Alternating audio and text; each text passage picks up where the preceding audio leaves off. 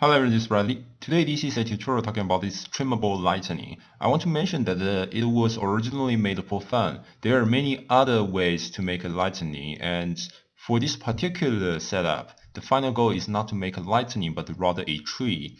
Here you may wonder, why don't I build a tree using mtree add-on? Because I wish to be able to achieve a spawning leaves animation procedurally in the future. Therefore, lightning is just a byproduct, and it is and will never be the end goal of this particular setup. I also want to mention there are many other ways to make procedural lightning described by 3D Sci-Fi, who is currently also a developer of animation nodes. Details are provided in the description. In this tutorial, I'm going to use the presets to make both your and my life easier. You can download the preset library from the description, and we will use the same setup file to build our node tree. So let's start. So the thing I'm going to do is basically to take a waving spline preset. And this preset essentially has been explained in my seaweed animation tutorial. So if you would like to know the theory to build these presets, the content within, basically that's the tutorial that you should go to. You can go to the link on the right upper corner and it'll be fine. Next thing, I'm going to take a look or basically preview the spline that we are generating. So let's take a curve object output. Take the splineless into this spline and take the iteration to 1 so that it will generate a single spline. If you take the iteration to 2, then it will generate 2 spline. In this particular case, I just have 1 lightning is good enough. Take the spline and the bevel depth and finally create our object. So now we start to have our waving spline. Let's briefly talk about the parameter that we can work with this entire preset. The iteration has been explained that the seed is just the seed. Now the noise is not being illustrated very well because the amplitude is not very large enough. So if you turn on the amplitude, then you can see how it actually looks. It's basically a 3D waving splines. Also, you can have increased the resolution, but it does not look to be very obvious. One thing I want to mention is now this spline is very smooth. But for a lightning, you probably don't want to have a smooth lightning. You probably want to have it jaggedness. So you turn the smoothness down to 0. Then you can see the jaggedness has been increased. Then you start to increase the resolution, then it becomes smooth again. So this is the point. Higher resolution means more smooth. Okay. And here, what I'm going to do is I'm going to take the resolution maybe 25. So it looks kind of smooth, but if I increase the noise frequency, then it becomes very, very jaggy. So now take a look, it looks more kind of like a lightning or that kind of stuff. If you decrease the noise amplitude, then it becomes whatever. So this is one way to look at that. Another thing is the 0 to 1, the start and stop. What it means is, so if you change this offset, then you can see this spline is actually being moved. Let's turn down the noise a little bit. So if you change the wave, if you change the offset, you can see how this wave actually moves itself. So this part has been moving up as I'm decreasing the z value. So this is the characteristic of this entire wave. And what you can also realize, if I increase the amplitude, the button actually never changes its position, while the upper point always change their locations. And this is what the start and the stop is doing. Which also means I always would like to keep, if you don't mind to keep the origin stays at the position, then you can keep the start at 1. Then it moves itself. But I don't think this is what you want at some point. Or maybe this is what you're looking for. It does not really matter. But if you want to have the 0, to have the starting point always keep it at 0, then you probably want to keep it at 0. However, here's one thing that you can potentially do is to working with this gradient interpolation. So here I'm going to take a node which is called construct interpolation. This node is not very different from the interpolation input. Basically, they are very similar. There is probably they don't really change anything very much. like many parameters will be shared completely the same, but there are some cases where it will be very different. For example, power and the exponential. In such a case, you will have a actual function available for you to change instead of just giving you a preset. That's why I'm going to use this construct interpolation. And I'm going to select the node, hit W, goes to the reviewer. So now I can see this interpolation. If I plug this interpolation to the gradient, then you can see how it actually has been changed. If I change the base to down, then you can see for a very long time, because the curve looks like this, for a very long time, the noise does not apply to all the resolution or all the points. So let's take a look with the points using the 3D viewer. So we have a sample vector. So you can see these points are the vertices we generated for these splines. And due to our gradation, the interpolation, which is so sharp, so for a very long time, all the noise has not been applied to our spline. Everything is being kept to 0 until finally they reach 1 at the end of terminal, which also means if you change this base, you can try to change this interpolation. You can also change the exponent, which change the sharpness of this entire movement.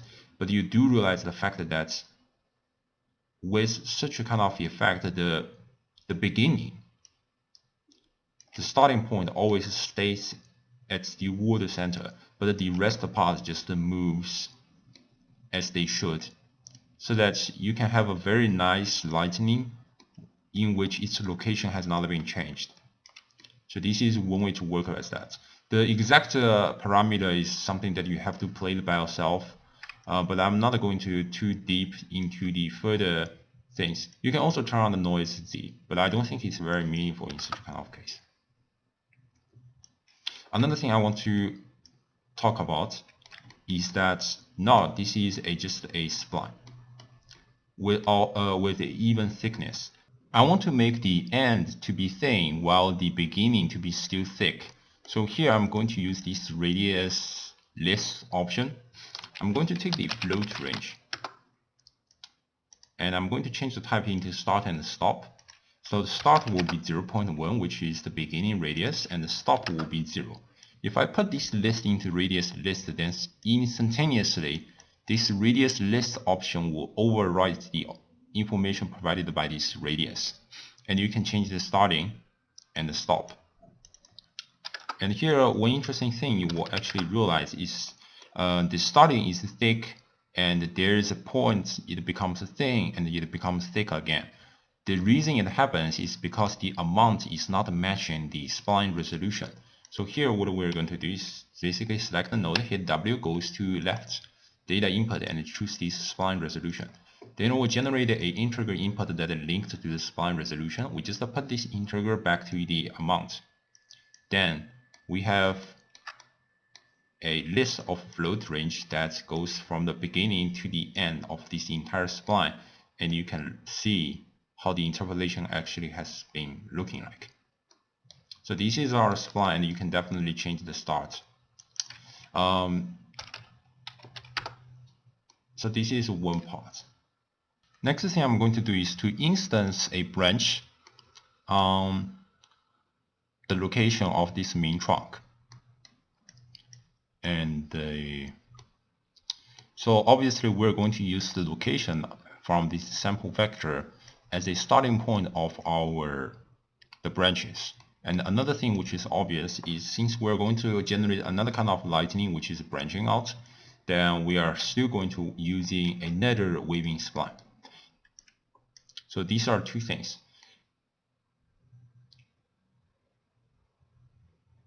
So what we're going to do first is to get a random list element, because I don't want to instance a branch on each of the vertices of this entire spline. Maybe just the one or two should be enough. I'm going to put this sample vector into the list and take a look with this list. So I'm only going to select the 3 points in total. You can change the amount or seed, and you can finally look. Oh, I choose this. So I'm going to change that red, might be more obvious, and change the width. So I'm going to change these vertices, and that vertices as the starting points of the new spline. And here I'm going to select this get random list elements node and loop through this list.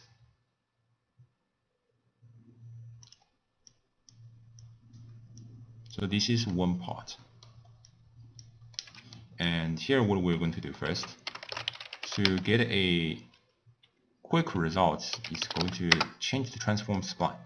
If I put this spline list into the transform spline, and you can easily see there is a transformation, you need to input a transformation.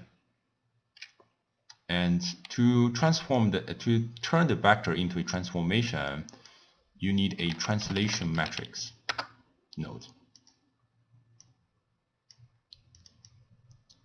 So change the blue input into the orange input, and finally you output a spline. By hitting this plus icon, we are outputting a spline list node. We are outputting a spline list. If I just put the splines into splines, so we get a very quick result, very dirty and quick result of this spline. We're going to view both the trunk and the branches, so I'm going to use the combine spline list. Put the original spline into the first socket, new spline into the second socket, and take a look with both of the group. Then you can see how it looks like. Very horrible. Kind of very horrible. There are several things I would like to mention is that but we get a kind of branching system. It's just not very beautiful. Be aware there are several parameters that you can potentially change. For example, the length. You can decrease the length. You can also change their resolution. Since I don't think each spline should have different resolution and length very much, so you can try to put this spline resolution into the parameter, so that all splines that has been generated by this loop node will share the same parameter throughout. So this is one part. You can also put this length z into the parameter. It's finally your choice whether to put that into parameter or so. But I'm going to move on to a later stage. So first thing I'm going to do is to make them to rotate into different direction. So here I'm going to take this rotation, and I'm going to take a node which is called a random ruler.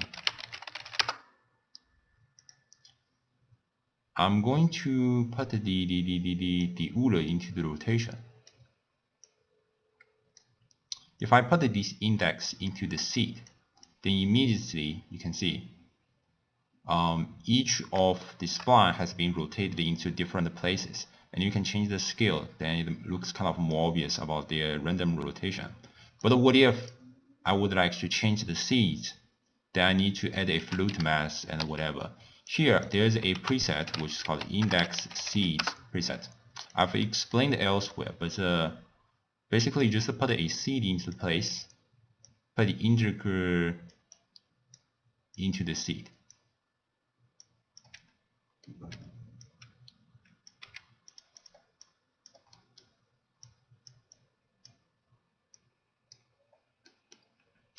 Then it's easily just if you change this seed, then you change the seed.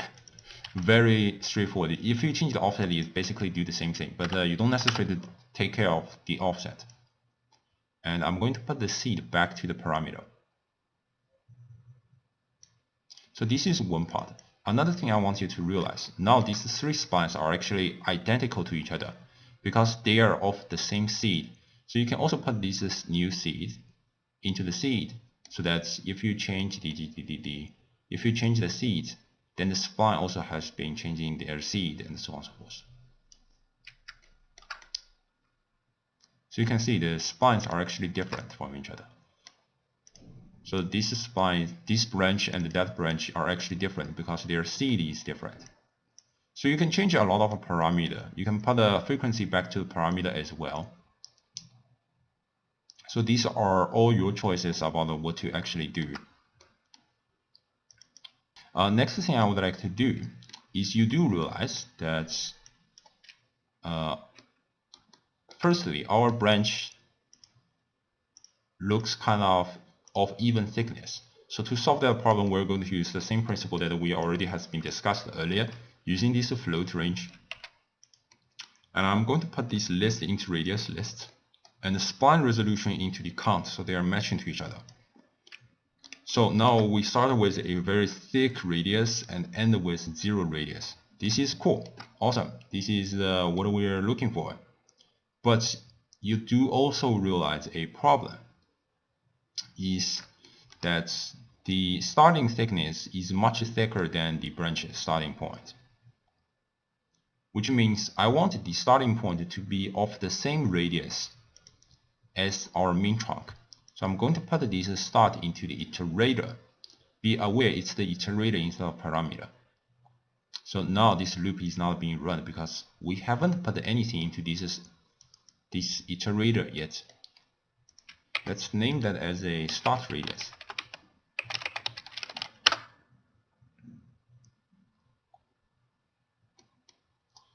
So what we're going to do here is to duplicate this get random list element. And I want you to realize the node seed has been changed automatically once you're duplicating this entire node. This makes your life much convenient many times, but in this particular case, we're going to transform that into the same one. And I'm going to put this float range list to the list so that I'm actually getting two kinds of lists matching each other in order. And now you can see if I'm getting, so what it actually means is if I'm trying to get the location of this point using this get random list element node, who has a node seed of 53 and a seed of 25, then I'm also getting the same information of its radius with another identical node whose seeds are identical. So this is the point. And the amount obviously should matching each other so that you can put you can basically duplicate a integer input, put the amount, so that you can, if you would like to change the branches, then you just change the branches. Very simple and straightforward. Just to be aware that this amount, even if you increase that to over 6, maybe 100, you are still generating 16 branches in total because you only have the 16 branches from the main trunk. I don't know actually what I'm actually generating at this moment. It looks kind of whatever plant, but yeah, kind of weird. But this is basically about it. I only need 3 branches probably, which I think is nice, and this is good enough.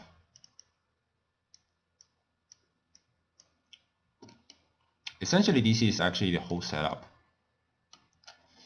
There's more things you can potentially do. Is going to make a trim spline. So if you trim this spline, then finally look at that and you can trim the start. Actually, this animation is basically done. There's more things you can potentially realize is if you change the offset, then it starts to wiggle by itself. I don't know if your lightning should actually wiggle in such a way, but this is something that you can potentially do.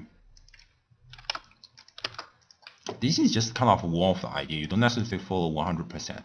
What if I would like to generate multiple lightning? Then you can make it into a preset, like put either the loop node. Take another loop input and put the parameters within the seed, like using the index seed. This time I'm going to change the offset, just to change whatever random number. Put the index into the loop index, the seed into find the integral output into the seed, and do a lot of things.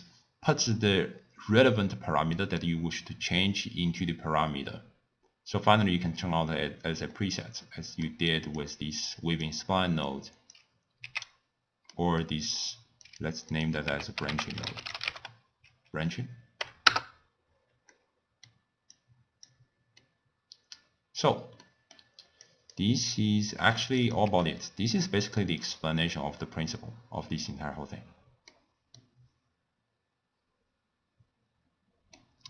If you are not happy with this length, you can also put a scale. Let's use a minimum max loop node. It's called a loop because it's used in the loop.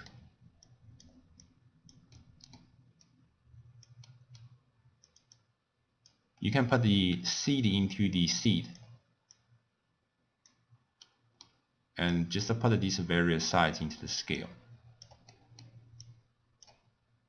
Put the range. So if you change the range, then it generates kind of variances. And you can also decrease its scale. So now you have a variance in scale. If you change this offset, then you change the seeds, whatever stuff. So this is one way to do the kind of random scale. So yeah, I think this is basically all the principles. So yeah, I think this is it. Again, you can change the frequencies or not change the frequencies. So this is for lightning. If you're working with a tree, then I suppose you obviously would like to turn the smoothness to 0.33. So it becomes a... No, I don't think you probably would like to smooth a tree branches. But this is also something, it also depends on tree, by the way. So it's kind of a tricky question.